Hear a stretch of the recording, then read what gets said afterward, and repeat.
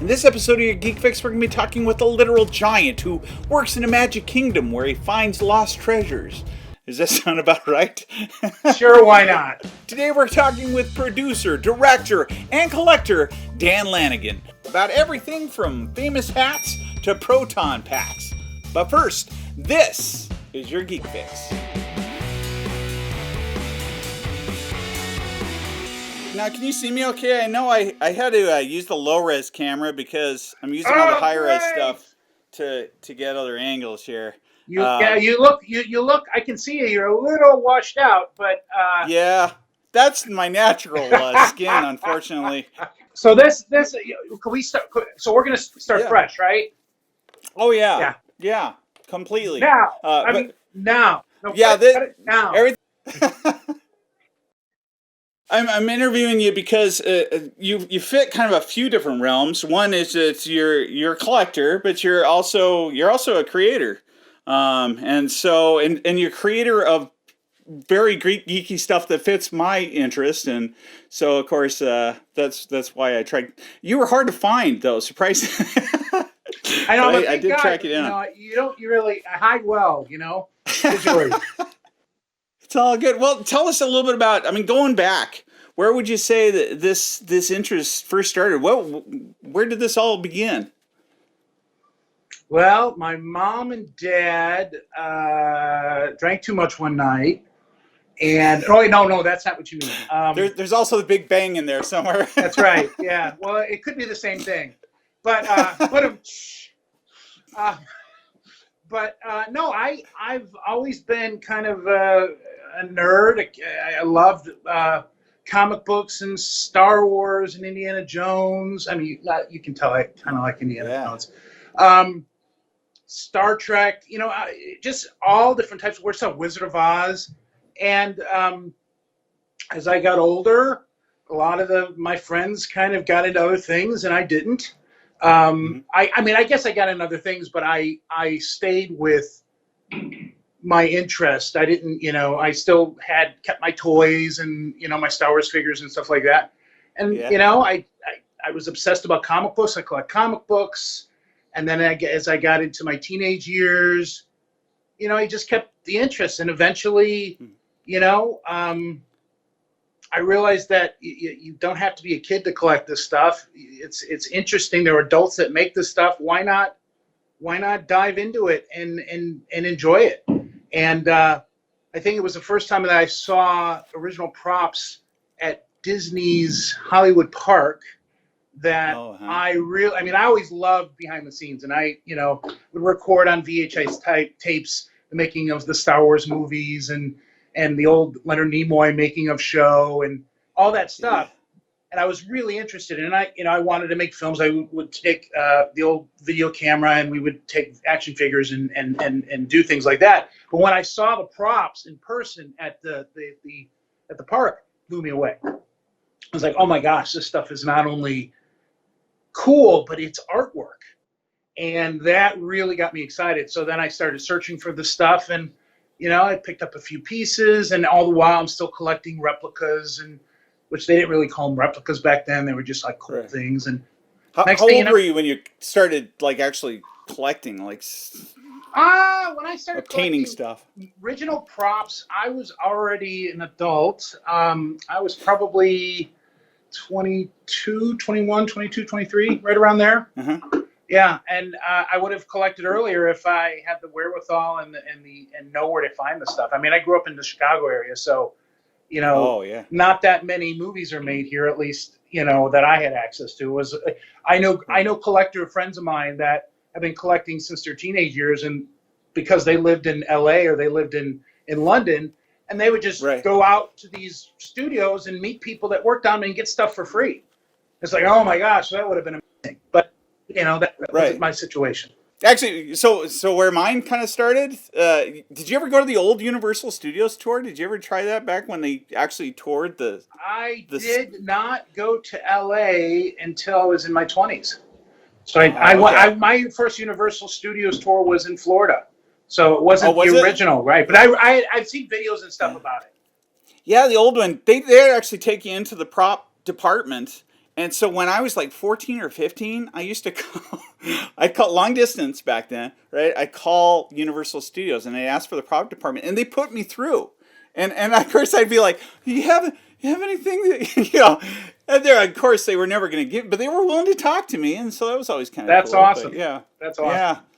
It was pretty, it's strange to say that I'm not in the same room as you, but I'm still like excited by the fact I am seeing stuff in the background. Are these all screen used? Screen used or production involved, production made, yeah. Really? Yeah. Wow. Yeah. That is so awesome. Yeah, yeah. Would you say that Indiana Jones is one of your number one choices of props, or? Yeah, it's one of the things that I really focused in on early in my collecting because I've been Raiders of the Lost Ark, Temple of Doom, seminal film for me. Last Crusade, big movies for me. Obsessed with those movies. So I've always been super interested in. So that's one of the early things I collected when I could find it. Indiana Jones stuff wasn't easy to find and still isn't. A lot of fakes out there. And I've kind of cornerstoned my. If you watch the show and you Prop Culture and you go through the intro, it takes you through my prop space, and the design of that in part is Marion's bar from Raiders of the Lost Ark, and I actually have a replica of the bar that I had made based on original production photos and build photos of the bar. It's not exactly the same, and the funny thing is, I don't really drink alcohol. I just love the idea of that space. So now I just, I have props on the bar. Wow, that is so cool. Yeah. So that brings up, I mean, like you did the Fan-O-Rama.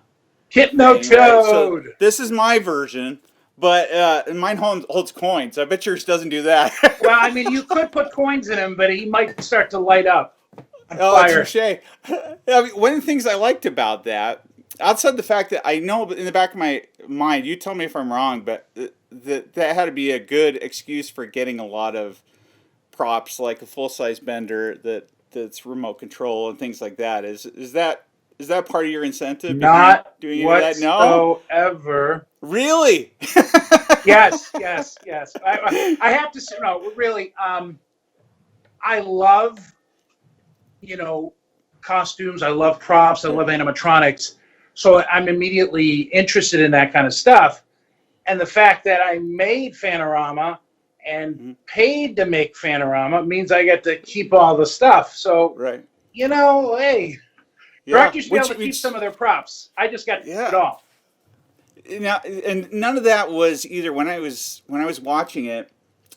You could assume that you guys used a lot of special effects afterwards to add things on, but the truth is, most all of that was practical effects. As far as your effects goes, I mean, you were doing puppetry. We used all the tricks we could. We used all the tricks in the book. We puppeteered. We used miniatures, costumes, forced perspective,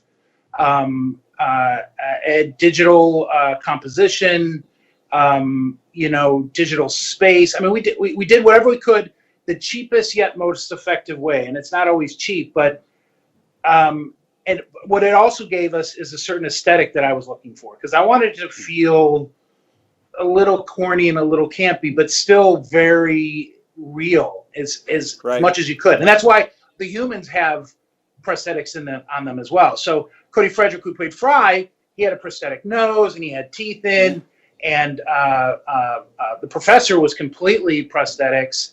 Hermes Conrad had prosthetics on his face. Yeah. Wow. That's incredible. Yeah. So, and also, kind of like the Indiana Jones stuff in the bar, you still have that set? Yes, I do. I have that set. It's not set up. It took up too much space because there was two. How do I put this? There was a 1-to-1 set of the bridge of the Planet Express ship that went from the back doors all the way to the nose, interior nose. Then we had a 1-to-1 set of the Planet Express break room, which had working doors on both sides, and a window with forced miniature props outside that, and a fake backdrop. Then we had a, God, it was probably one 1/200th scale city block of Planet Express around the building. And that was a really big model setup. And then we had about a 1/6 scale Planet Express hangar that we created that had the bottom of the Planet Express ship was created in 1/6, which was massive. It looked like a boat, and that's the scene that you have. Everybody's walking into so all that stuff was built practically, shot practically, and then we would do green screen interpolation of the characters into that. Wow, that's incredible. That's pretty good. It's just the behind the scenes is almost worth watching just as much as the other was. Yeah, and we had a wonderful Planet Express ship, miniature ship, that was just a work of art, based on a model that was built. Oh my gosh, he's going to kill me. I can't forget his name, but he's the guy who does custom props. I'll insert word here. I'll send you the information if you have it, because I want to give the guy credit. But he created the original animated version of it, a garage kit, and then we took that and then we completely modified it. But it allowed us to have the original shape correct, and then we made it feel real and added all different types of bells and whistles and lights and lots of inscribed detail, and it was beautiful. Lito Garza was the guy who created that model, who worked on my production team along with Martin Minier, who was an Academy Award-winning stop motion technician who brought 3D printing to the world of stop motion with Coraline. Oh wow! Yeah, he's a good friend of mine faces. Now. You have those faces, don't you? I have some of those faces. Yeah, I have a fairly nice collection of Coraline pieces, as well as like Nightmare Before Christmas and some box troll stuff. And too? I love stop motion. I adore it. I want to do a stop motion film at some point. Do you? Yeah, wow, I don't know if I'm gonna. The world the way it is today, I don't know if there's gonna be money for it, but man, I would love to have a crack. I've got a couple different great ideas that I'd love to do with some really great talented people. Wow, that'd be really cool. Well, tell us a little bit about what's your process like, as far as from hearing about a prop, or do you just seek something that you like, or how exactly do you go about finding what you want?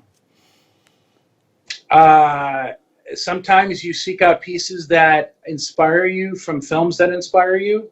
Sometimes you fall in love with the piece. You may have seen the movie and not love the movie, and then you see the piece in person. You're like, oh my gosh, that's a work of art in its own right, and you don't care about the movie. And sometimes, things just kind of fall in your lap, and it's just neat. Early on, I would kind of be much more open to picking up pieces that I didn't love just because it was so rare to find stuff. It's kind of an opportunistic perspective. But that allowed me to build my collection, and while it appraised, I could trade for pieces that I really did want. So part of the reason I have such a crazy collection now is because I've been doing that for over 20 years. And the market has gotten fairly crazy. Very hard to buy pieces now because things are very expensive. But pieces that are $100,000 now were $2,000 in 1998. Right. Because there was no market for it. It was cool, and people always knew this stuff was cool. That's why people bought it. That's why people kept this stuff and didn't, pulled it out of the garbage, because, it's in the past, it's kind of been considered disposable art. They make this wonderful piece of artwork. They use it on set as part of a bigger piece of artwork. And then what are you going to do with it? Well, I don't need it anymore. Let's either put it back in the prop department, or if it's too bespoke, throw it away. Or the director takes it and puts it on their shelf, which is really great. But they make multiples of everything, and and then there's different versions of that, and then there's versions that are stunt, and there's electronic versions, and then there's different hero scale props. Hero props and all that kind of stuff. Wow. Yeah. So if you saw the Chris Bernardo interview, did you see the part where they were trying to get a hold of the sonic screwdriver? Yes. It was just in a paper bag with it wrapped in some cellophane. Yes. What would you say is the strangest or the funniest thing that you remember having to go through to get a prop, or the way that a prop was being treated? Well, okay. When when a prop is in the hands of somebody who made it, or a production company, it's an asset, right? Mm-hmm. And sometimes these assets, when they're kept, they might get thrown in a box and put in a corner, and they get forgotten about. They're not Right. looked at as these treasured piece of artwork. It's kind of a weird thing to look at your own stuff that way. Sure. I always thought it was weird that they didn't take care of it, but now that I'm producing my own content, I get it, but I also don't want to be too reverent to the stuff that I make because it's arrogant, and it's weird. Mm-hmm. It's like, oh, I made a masterpiece. Oh my God. But no, of course not, because you see all the flaws in it anyways. Right. But, you find stuff that, is covered in layers of dust in boxes. You find stuff that rat droppings are on it, and, you find stuff that are broken. I mean, it's just, but sometimes you find stuff that's really well preserved, and there's so many different stories. Somebody you guys should talk to is Stephen Lane with the Prop Store. Oh, He'll give you him and Brandon of the Prop Store. Both those guys have seen it all. I've seen some cool stuff, but those guys. Brandon is a prop hound. He's got a nose like nobody else. A lot of other collectors hate him because he's so good at finding stuff. Well, and they kind of they dress it up afterwards. They make it look better and put it back together. But there's there are some cases where they will find pieces and put them together, and you'll know that this is like it was restored. But even if something was filthy, it still is what it is. And if you brush the dirt away, especially if it's not dirt that was meant for the production, because like my indie hat that I've got back here, it's still got full of earth on it from when it was used in Temple of Doom, which is super exciting. So you don't want to touch that. So no. But if it's something displays really poorly and it doesn't make you feel like it's supposed to make you feel, because ultimately that's what these objects are for, right? They've done their work. Now that they're representative of the movie and those feelings you have, you want it to evoke that, and the best way to do it is to take care of it and make it present, well. Right. Not necessarily restore it. In some cases, restoration is good. In some cases, it's not. Sure.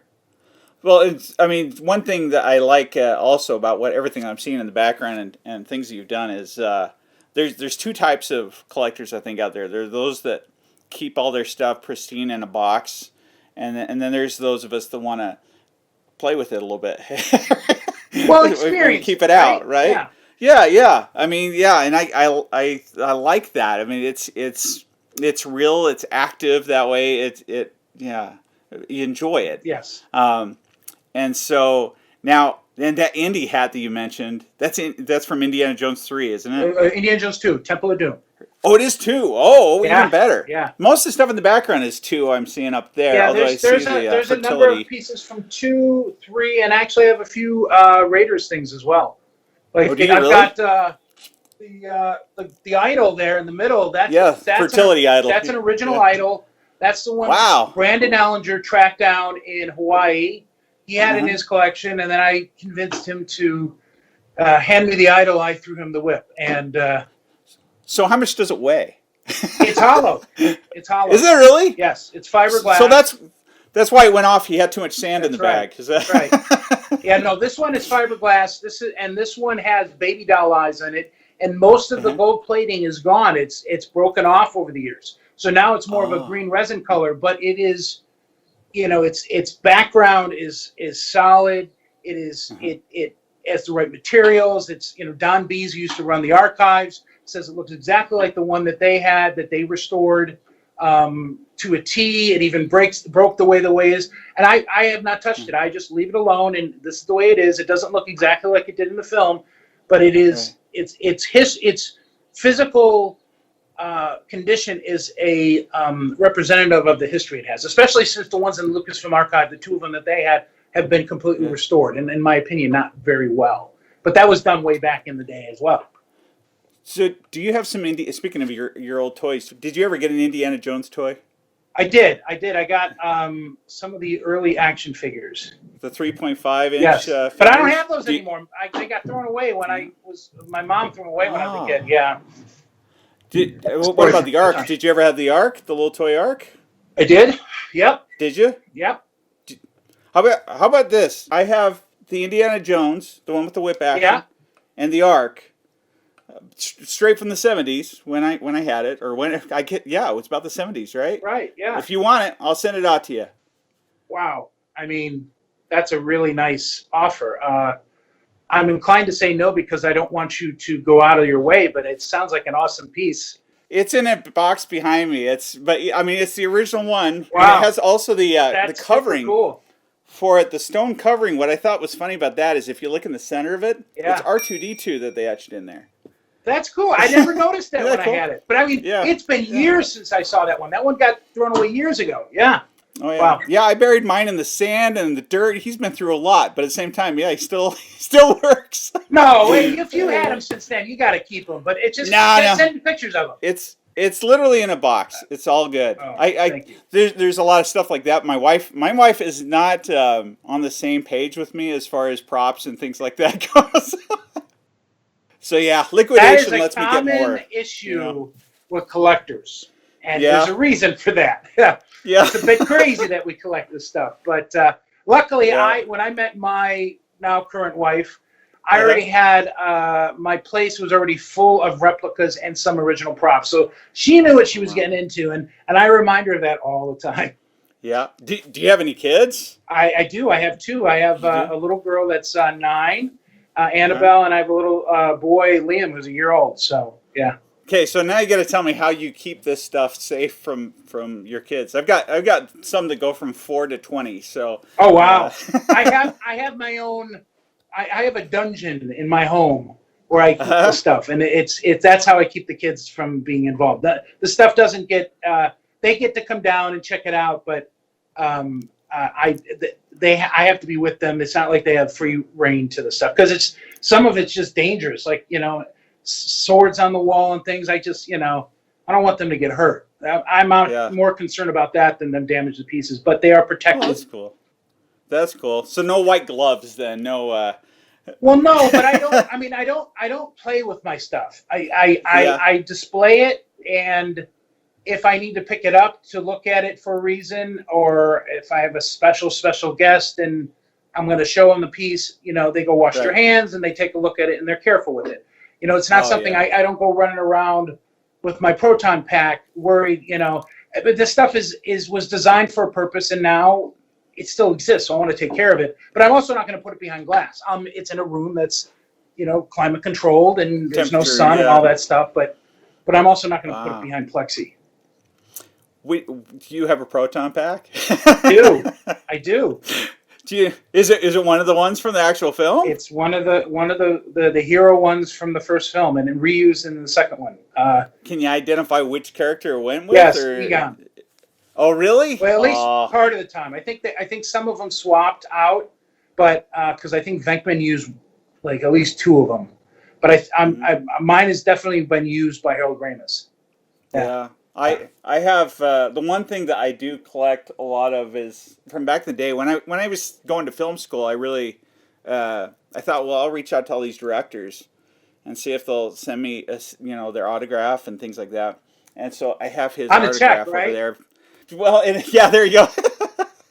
So, but but now I couldn't get that if I wanted to, and it's horrible that he's not a part of this.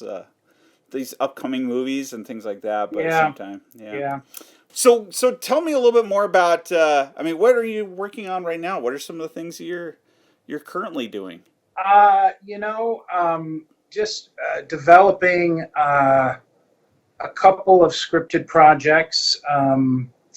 Can't get into too many details, but finishing up a feature film, or actually, I shouldn't finishing up. It's finished. Working to get distribution on a indie film that I produced called, produced it, directed it, wrote it, along with a great team. My partner, Mayron Torgoli, and I co-directed it, and it's about sign spinners. Sign spinners, the guys you see. Like the ones out on the street? Yes, on the corners. And really? The idea is that the world's greatest sign spinner has been missing for over 20 years, and his loyal fan base, who is still around, are trying to fight to get him into the Hall of Fame. It's a comedy. It's a bit absurdist. We've got Dave Koechner in it. We've got Jeff Brian Davis, Jeff Proops, Kim Whitley, Bruce Baum, Phil Lamar. A lot of really talented people are in the film, and we're just excited to get it out. So hopefully you'll be seeing it, out on. I mean, it won't be in theaters because of everything's going on, but certainly it'll be on demand in the first quarter of next year. So, but you were able to wrap up before the year started and all that stuff happened. In fact, we had most of it done before I shot Prop Culture. We were still tweaking it, but indie films are tough, man. The indie film market is really tough to get a movie out there, but we wanted to do it right, and I think people are gonna dig it. It's funny. I love awesome. Comedy, and I mean, and it's the Fan-O-Rama thing. What was fun about that? I wanted to kind of prove to myself that I could do something big and boisterous. That was, my two favorite things is science fiction and comedy. So I thought, well, Fan-O-Rama, Futurama, one of my favorite shows of all time. Let's see if we can do that live action and create our own version of it. And that was going to have a different name originally, wasn't it? Yeah. What was it originally? God, I can't. How did you knew that? Damn. Yeah, I do a little research beforehand. Well, excuse my language. God, I can't even remember what the original title was. You should tell me. Do you remember it? Do you remember when you read it? I don't actually. I remember you announced it in one of the. I think it was. I don't know. Yeah. It was online, right? Yeah. Yeah. God. Yeah, and then I was like, but that's not what it's called. No. We did have a couple different titles, but Fan-O-Rama was a way to make it feel like the title of Futurama and not have any worries about copyright. And that was a serious concern. The Anaxar thing was happening right around the time that we were working on this, and I didn't want any part of that. But luckily, Matt Groening and David X. Cohen found out about what we were doing while we were doing it, and they came out and visited us on set. Oh, really? Yes. And along with a bunch of the animators and the producers and writers came out. It was like a big group of 20 people who had worked on Futurama, came out and hung out with us on set and saw, sat in Leela's chair and checked out Bender, and it just was mind blowing. And they all thought it was just insane. Of course, it was insane. But to have these people that I respect so much come out and say, "Wow, this is pretty darn cool," make me feel like, even if this thing isn't successful, I feel like I've got what I needed to know that I'm doing, what I want to do. They got to step into their own world. Yeah, that they exactly. created. That's pretty cool. Yeah, that is awesome. Yeah. Well, what about as far as when you're going through and you're trying to come up with stuff, projects, or as far as the collecting too, which now have kind of merged, but do you have a process? Is there something that you go through that's just kind of formula proven on how to develop something, or formula proven? No. Yeah, something that statistically. No, this is a very unscientific process, my friend. As far as I find that there's a balance that you have to look at between something that might have sentimental value versus more of a monetary value, and it's something you have to look at. Yes, that is true. That is true. You have to look at something and say, is this something that you think is worthwhile to create? First of all, is the idea strong? Is it unique? Sure. And is it something that's going to drive you to make it amazing because it's a great idea? Is it something that you're thinking you're going to be able to find an audience, that people are going to find it interesting? And is there a way to, make money on it or find somebody to invest into it that has a reason to make money on it? And, there's the crux of the technology and the internet is anybody who wants to make a movie can. And because of that, there's a lot of really great movies out there. And because you have an influx of a product, it's hard to make money on the ones that are made. It is what it is. But I think, ideally the cream floats to the top and the best stuff keeps going. And if you work hard enough, you become lucky, because eventually you'll get into the right position at the right time, and you'll use your experience to learn from your mistakes. Prop culture is kind of an example of that, because you did pitch that around. Yeah. Nobody wanted to do it exactly the way that you were wanting to do it, and then you get to Disney and it was a right time, right place thing. Disney was looking for content that built off of what they had, but they wanted it done in a right way, in a heartwarming way, and they didn't want to deal with the financial side of it, which was something I always wanted to stay away from. And because I feel like, yes, this stuff all has monetary value to it, like art pieces is, but that's not what drives people to make movies. People that make movies generally make movies because they love movies. Right. People that make props for movies and for that fans. I mean, you're not making you're building your Pit Boy because it's a prestigious thing to do. I mean, maybe you might do something because it's cool, but ultimately it's because you love it, right? Right. And that's why I do what I do. So I was able to take my love of movie props and translate it into a show, and it took a while to do that. And just like anything, I mean, if you can wait it out long enough, you could probably do it right and just learn from your mistakes along the road. Is there a second season out there? Is that something you can talk about? It's nothing's been announced. It's just we hope that we will see more pop culture content. I'm not sure how that will develop, but I mean, Disney was happy with the show, so yeah.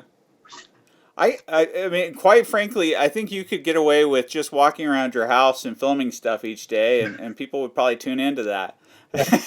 Well, I am working on my own podcast. So are you? Yeah, that'd be awesome. Yeah, so it will dive into some of the same ideas of what drove me to do prop culture, but we'll see. I feel good about it. I think it's going to be fun. Yeah, that would be great. Yeah. When are you thinking about doing that, or is that something that still you're just? We're moving towards, but it probably won't be for another couple months at the earliest. Yeah. You also have a lot of research. I mean, you know a lot of the people. Yeah, I mean, I did before. I mean, when you're buying original props, you research the heck out of it, which is part of the fun. But by researching it, if you're aggressive is the wrong word, but if you're trying to get real information, you want to get it from people that worked on these films, and by doing that, you get to meet these people.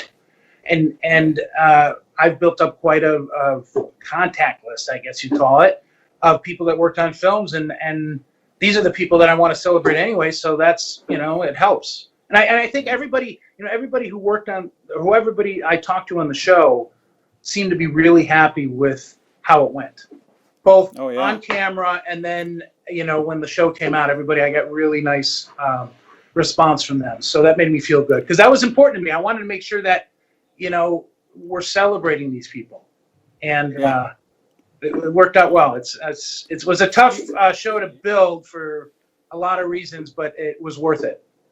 You showed the emotional value that also is behind a lot of these props, because every time you made connection with somebody, they all seemed, and none of that was scripted, right? That was all. I mean, they were very excited. One of my favorite scenes is the one where you were talking to, I think she was the choreographer for Mary Poppins. Dee Dee Wood. Yeah, and you were showing her one of the props, and she wanted to touch it. Yeah. She asked if she could touch it. You'd be like, "I'm sorry." You could see that you're really like wanting to. She should. No. But anyway, so I said. Yeah, that's right. That's right. She pulled off a little bit, didn't she? Yeah. Yep. That was not scripted.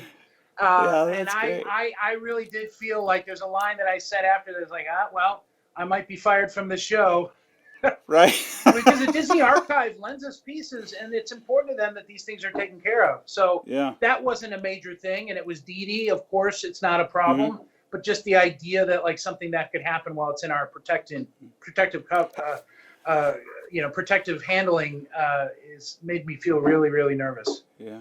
Have you ever been inside the Lucas archive, I think it is, where the model for the. I haven't yet. Oh, I okay. have been trying for a long time. I know the right people, but my timing's always been bad. Well, and they're really stingy about it. I was curious. They're protective. They're Yeah, protective. yeah, yeah. It Yeah. is, it is a very pop culture focused location. I mean, this is all of their representative, these characters and costumes and stuff that they use it to traveling exhibits and for books and future movies. It's like, this is the repository. I can understand why they're careful about it. And they've lost pieces over the years. Early on, the stuff got taken out of the archive. It was lent out or borrowed, never came back. So it's a touchy situation, a touchy subject for George's team, and I understand that. I respect that. Yeah, well, that's understandable. But still, please let me in. Well, yeah. but you do have free access to is the Disney stuff the same way, where they have kind of different levels, where there's some things that are in a dark room that you can go in there and 3D scan it, but you can't be in there very long, kind of thing. Like, just it's too delicate. Yes. Is there? And I wouldn't say I have free access to the Disney archives. I know people there that they know they can trust me, and if I schedule some time, usually they will allow me to come in and take a look or do something, talk to them. But it's they take it very seriously. I mean, they're archiving a lot of really important material. And the Disney the Animation Research Library, which is where they keep all of the original drawings. We were there for Mary Poppins, and actually we were there for a segment of Nightmare Before Christmas, but we didn't use it in the show. Just didn't have the time. But that is much more. I mean, that is an active library for Disney artists to go there and research how the masters did it, so that the new upcoming animators can keep that Disney style. And it's a treasure trove of information, and they have a lot of amazing stuff in there. But the Walt Disney Archives, which are different, where they keep most of the physical assets, they have different storage facilities based on the needs of the material. They have a cold room, they have super secure areas with certain lights, and then they have warehouse facilities, which we saw. But some big pieces, no matter what they are, you can only do so much to protect them because the physical size. It's surprising a lot of the big stuff that the Disney Archives has is still exists. They just were able to grab it and had the space to store it, because as I know from Fan-O-Rama, it's tough to store a lot of that material. Yeah.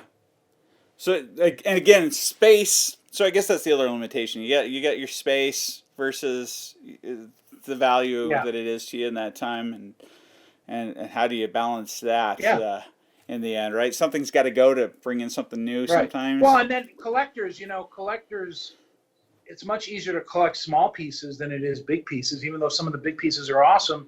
You just don't have room for it. So what happens to it, It gets, a lot of that big stuff gets destroyed. Well, and bringing things, we have somebody that watches this channel pretty regularly, collects a lot of things from Pirates of the Caribbean, and I guess they imported a coin, and then they asked for it back.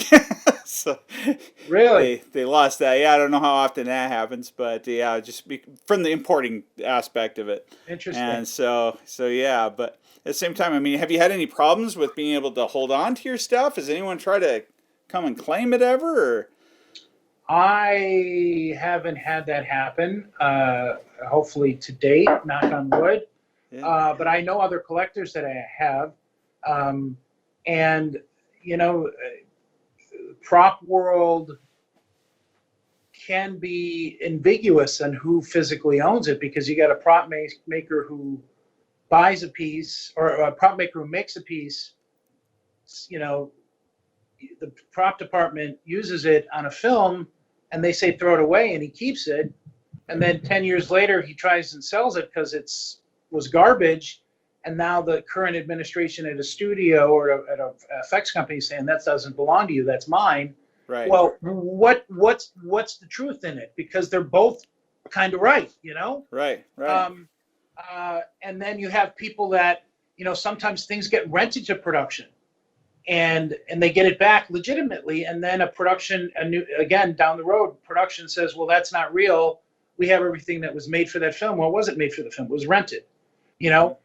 And then there's stuff that's stolen. You know, there's stuff that's stolen off the set, and that's what, you know, and you don't know it, you know. Right. So it can be a minefield. You have to be really careful, and I've learned.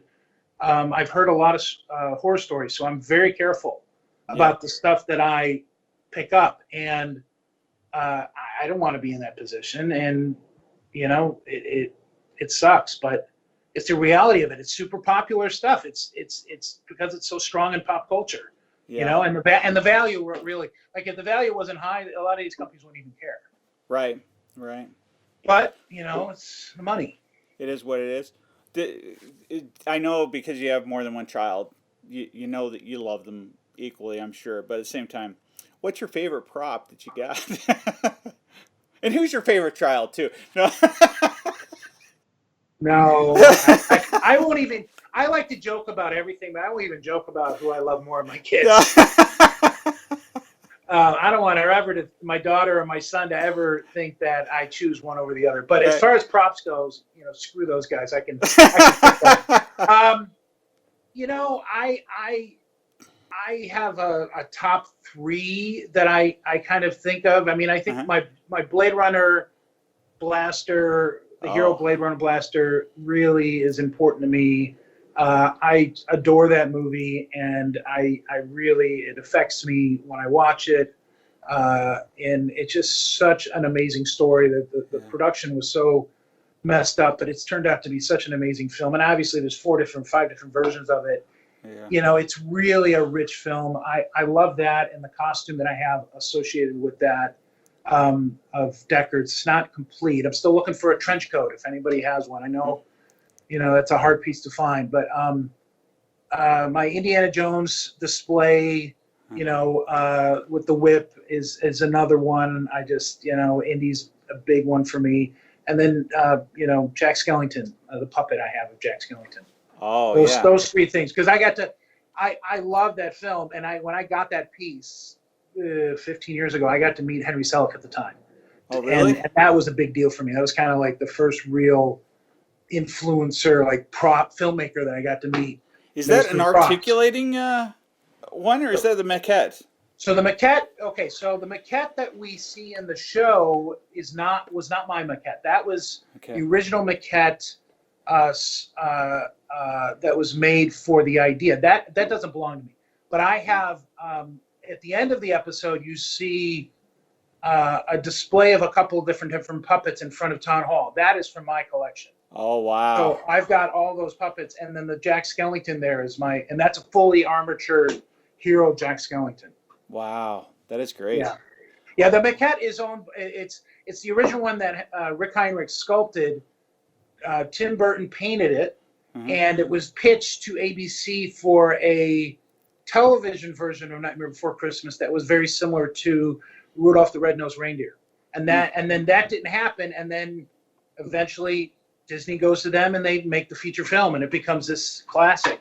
Yeah. So that is not just a casting. That is the original sculpture, the one that's on the show. So that's a piece that should. I think of that piece as something that should go into the Smithsonian. I think that's a really museum caliber piece, one of a kind.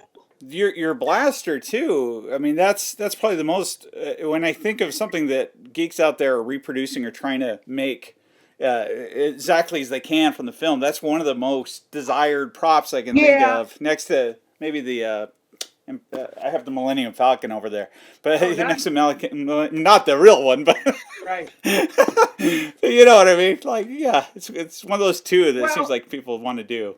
Yeah, you know what? It's interesting. I think if there weren't so many really good mass reproduced replicas of lightsabers, the lightsaber would be way past the Deckard blaster because it's much more approachable. But because it's so much more popular, you can get some really great, I won't say off the shelf, but you can get a great replica that's pre-made, whereas the Deckard blaster, only in the last 5 years has a decent one come out, and it's only through a Japanese manufacturer.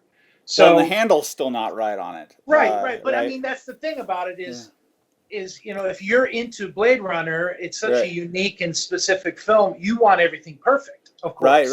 Right. So, the Star Wars fans are not as, generally speaking, not as well, I shouldn't say into the details, because there's a lot of really intricate Star Wars fans. But I don't know. The Blade Runner blaster is such a weird design too. Right. And that's what's so cool about it. It's like two guns combined into one, and then it's got this amber handle that you barely even see in the film. Right. But once you find, oh my God, you've been dreaming about this gun forever, and you see it, and oh my God, this is so wild and crazy. Yeah. You had Adam Savage came out and saw yours. I know he's made $1 billion of those, I think, and yours was still the closest to it, or of course it was it. Wow. Well, because as far as I know, it's it. That's the thing with props. Is everything that I know, that's the original blaster, and that's the only one they made for the film. But who knows? There could be another one out there. I don't think there is, but there could be, and because that's filmmaking, So if you could only have a prop out of one of 3 films, one being Star Wars, another being Indiana Jones, and the third one being Blade Runner, which one would you go with? Why do you ask me this? Which child do you love again? That's a tough question. Well, my holy grail piece is a stop motion AT-AT. And that's something I've always wanted to try and acquire, an original one to have in my collection. But are there originals? They're originals. They're all in the Lucasfilm archive. Oh, I figured they blew them all up. They no. They only blew up the big one, and they still have. I don't even think they blew it all up. Mm-hmm. I think they knocked it over, and it's still in the fallen position. But the small ones that are like this big, they've got all of those. And the only thing that deteriorated was the neck. The neck was made out of a urethane material that eventually melted, and they had to recreate. But those are just amazing models built by Tom St. Amand and Phil Tippett and their team over there. Just brilliant stuff. John Berg, I believe, was involved. I have to say Deckard's blaster. Oh, there you go. And complete costume. If I could find a trench coat and a pair of shoes to go with my costume with that blaster, I would just be pig in heaven. Complete. Yeah. Well, and complete. Yeah. In prop world, right? Yeah, right. There's a VR version now for you to be able to ride it. Have you played that? Have you seen that? A little bit, yeah. Oh, cool. That's pretty great stuff. But only people that are into the film would really get that fully. It's a deep dive, no pun intended. If you had to give one pointer, what would it be as far as collecting goes? One pointer. Collect with your heart. Buy, acquire, build things that motivate you, that mean something to you, because I think people that buy for investment, they might get burned, and people that are buying with their heart and with the keep in the back of your head that if I have to sell this, I want to be able to make my money back. Anything you make on top of it's gravy. It's you buy it because you love it. Yeah. Do you so right now you have a desk there too at all? Right here, I've got a coffee table in front of me. Oh, do you? I was gonna say, what's your, either there or at work? What's your favorite item on your desk? Favorite? Oh my God, my desk is such a mess. I would say my favorite item is the clean space, because it's so rare. You got to have it somewhere. Yeah. My desk. I don't know. I put my important stuff on shelves or on the walls. That works. So I don't know. Behind me, my favorite piece is outside of the indie costume, probably the idol. but not so Golden Idol. Yeah, that works. Yeah. Did, Yeah. I mean, you also take care of your own stuff then, because this isn't a museum, right? So what's the key to? Do you have a favorite tool? Do you have something that you found that just makes that process easier or better? Yeah, hammer. No, Just- no. I mean,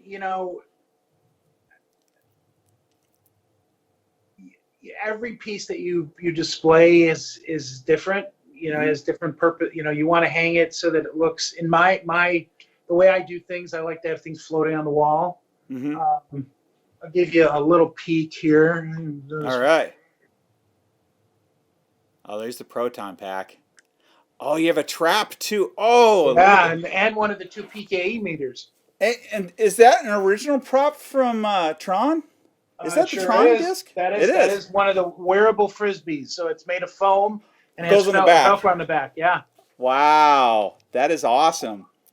Is that one of the ones that was on Prop Culture, or No, is that? this is not. I actually did not have one at the time. I've been looking for one for years. I Uh-huh. just happened to come across one since. But it's actually in better condition than the one the archive has.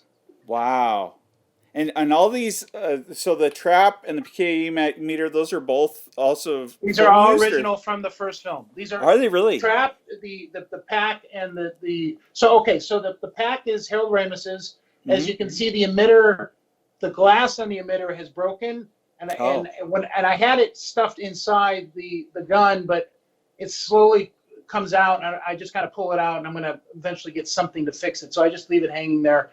The trap is the trap that Dan Aykroyd uses when he says when the Slides light across is the green, floor. the trap is clean. Uh-huh. That is that exact trap. Wow. And that PKE meter is one of two PKE meters that were made for the film. One went. The guy who made them was a prop maker. He leased them to a prop house. Uh-huh. They rented both of them to production, so that one got used as well as another one. This one went back to the guy who made them, and the other one stayed with the prop house. That one got stolen and actually has there's a police report on it. This is the other one, and it's still got original electronics in it and everything. It's awesome. Do you ever turn this stuff off? I mean, turn it on? Does it Well, actually operate, or is it? That when I got it, there was a little bit of work done inside the PK meter to get the electronics working, but it's all vintage, and the battery had to be changed, and I don't want to touch it anymore. So I'm happy with just leaving it static because I don't want to modify it anymore. And the pack is exactly the way I got it.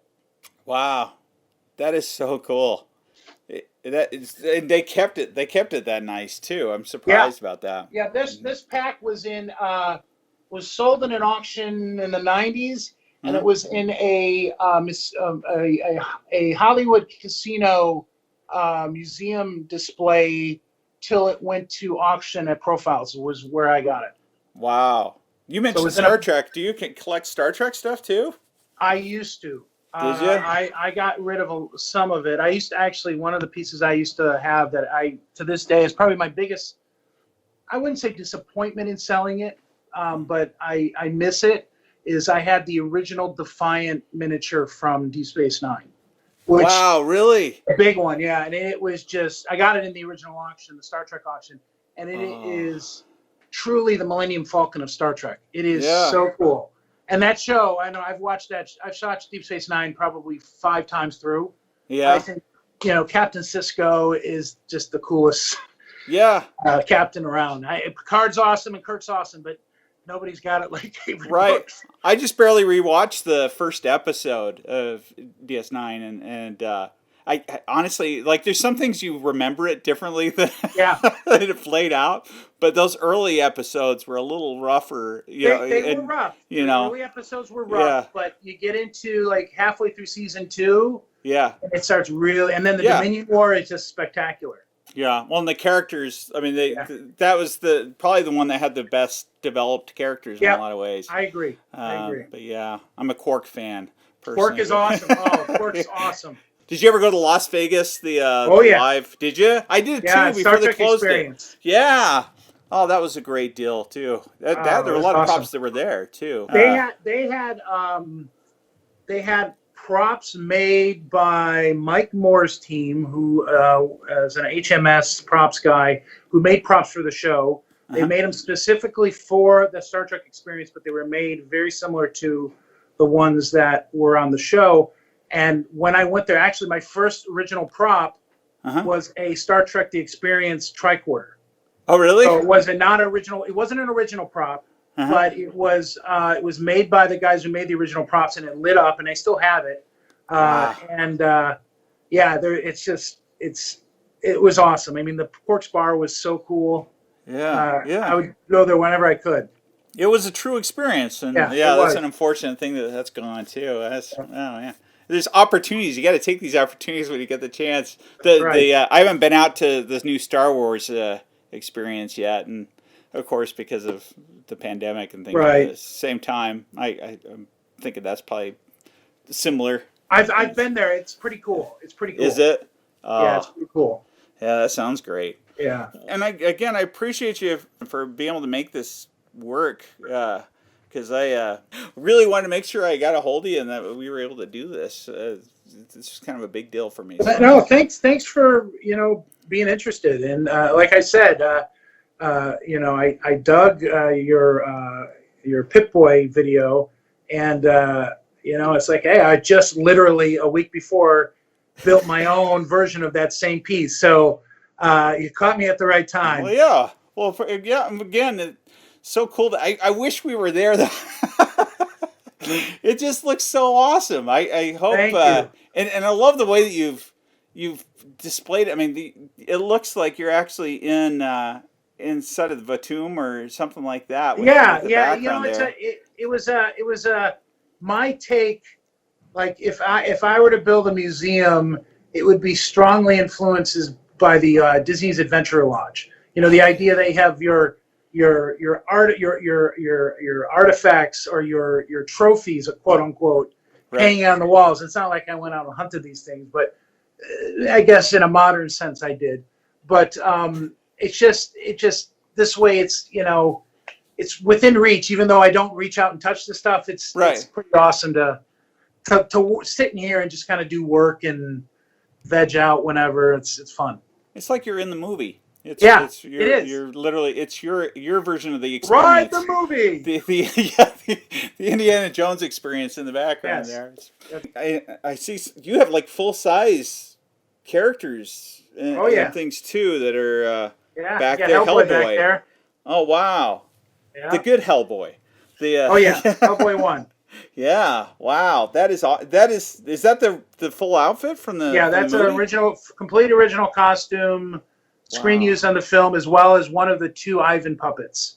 Really? And the only thing that's not from the first film is I was able to find a stunt mask from the second film that had a really good look to it, because the ones in the first film were a little chunky. So I found the one from the second film, and that's the only thing on that mannequin that is not original to Hellboy 1, but it's all original from a Hellboy production.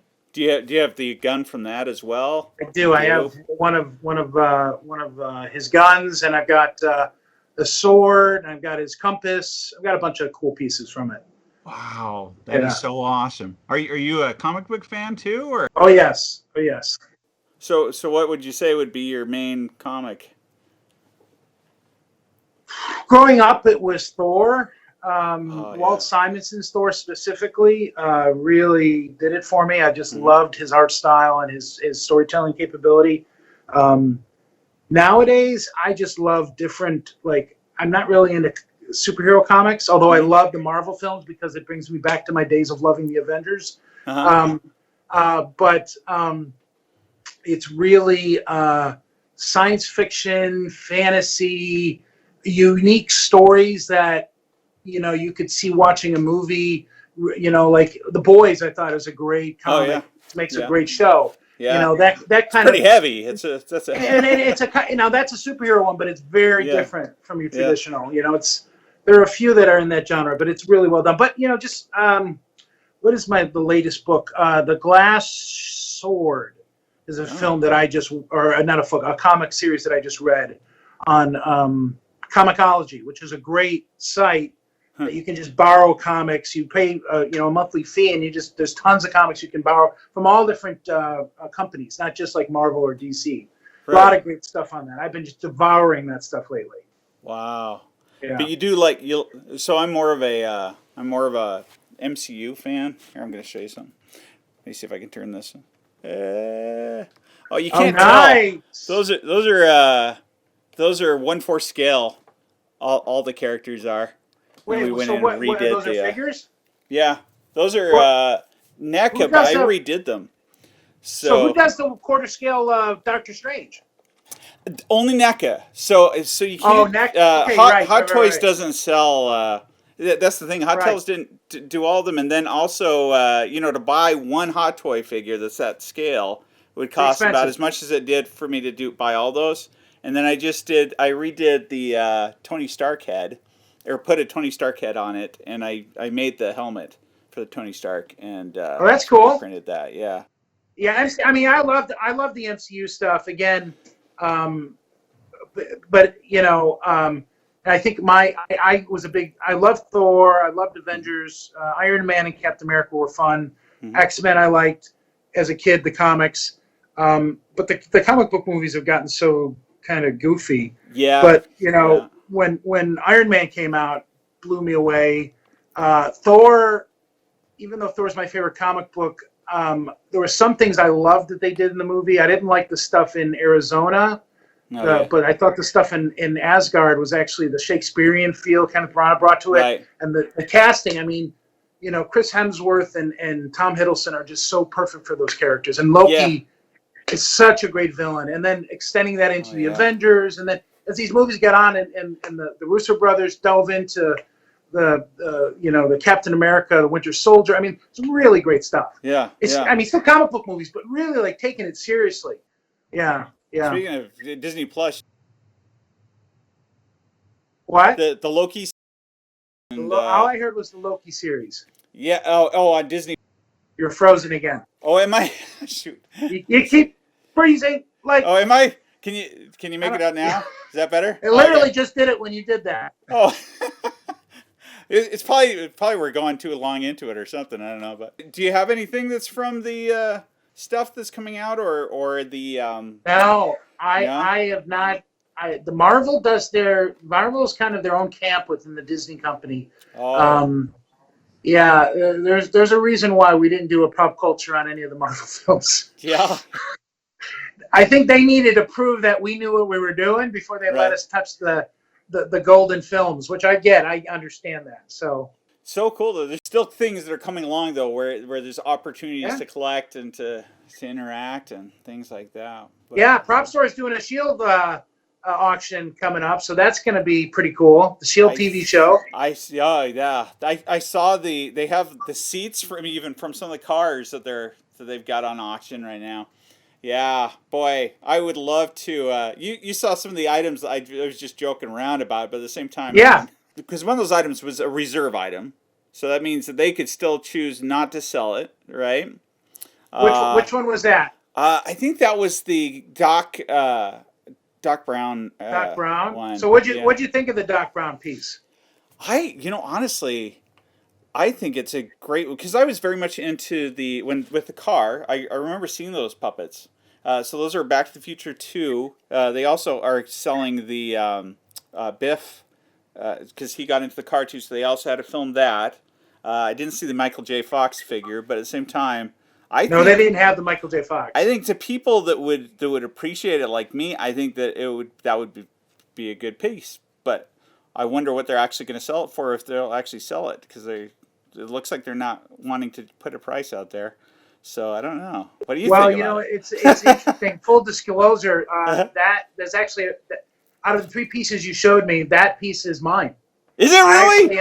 I'm selling that piece. Yes. Why? Why are you selling that? Well, no, because I've got there's pieces that I have so much of. Oh yeah. And that's just an awkward piece for me that I feel like if somebody really likes Back to the Future, and because of its connection to the car and stuff, I thought that and the Biff would be great. Well, but I don't want to. The thing about it is I don't want to sell it. Yeah. But it's like if somebody wants to pony up the money and give me a fair offer, in my opinion, great. If Well, they don't, yeah. Do you have the car? I mean, the car is kind of no, what I would don't have make the car. those. Oh, I got those two puppets and a Colonel Vogel puppet from Last Crusade, all from the same guy who worked at ILM, who is asked not to be mentioned. that's But okay. these are pieces that were thrown away. They were literally discarded. Really? So they were thrown away, and years later, I picked them up. Many years. I only had them for like 5 years. So Yeah. but they're in fact, they might have been replaced. I don't know. I definitely, both of them were used because of the modifications to them, and the Biff still has the motor inside, because both of those were designed so that when the steering wheel would turn, the hands would move, but the head was on its own servo, so the head could turn back and forth, so that from distance you could have like Biff or Doc look at the camera, look away at the away from the camera, so it feels like in motion control that there's actually somebody in the miniature. Really. Wow. But if you look at them, they're fairly rough estimations of the character, but you're never going to get close. Yeah. They sat in the model miniature of the DeLorean, the flying After one. I saw, I don't even know how old they would have been, but they had the behind the scenes video that they showed on TV back then, which is awesome. And it showed that exact puppet. So I decided to make my own, and I took a Dr. McCoy that I had that was a 12-inch, and I cut off his hair, and I took cotton and put it on there, and I changed his outfit. Smart. Yeah. Yeah, I cut on a red because he had on a red shirt and then the yellow jacket, right? Yeah. And so I made my own version of it, and so that's why I thought you that know was what's funny is those kind of things got used in movies, like in Raiders of the Lost Ark, the scene of the Ark of causing everybody to go on fire. When the Ark opens up and the Ark is going to wipe clean all of the Nazis. Yeah. They used for a couple different scenes. They used different techniques, and one of the techniques they used was they took the old 12-inch Han Solo dolls, put them in Nazi uniforms, and used those for the wide shots, so that they can knock them over. But I mean, I didn't know that. Yeah, that kind of trick. To this day, you can use that in film as long as you need a body. You loosen up the joints and it falls and it looks like a normal person. You don't have to go and make something from scratch. Yeah. You do what you did. Yeah. Yeah. Well, thanks again for being willing to sit down and talk with us. No worries. Honestly, if we had the time, I could probably talk to you for hours. So. Well, if you're in LA, give me a heads up and we can grab a lunch. That would be awesome. To learn more about Dan Lanigan and his current projects and collections, make sure that you check out the description below. Also, like, subscribe, comment below, and stay tuned for more of your Geek Fix. Thanks, man. Talk to you soon.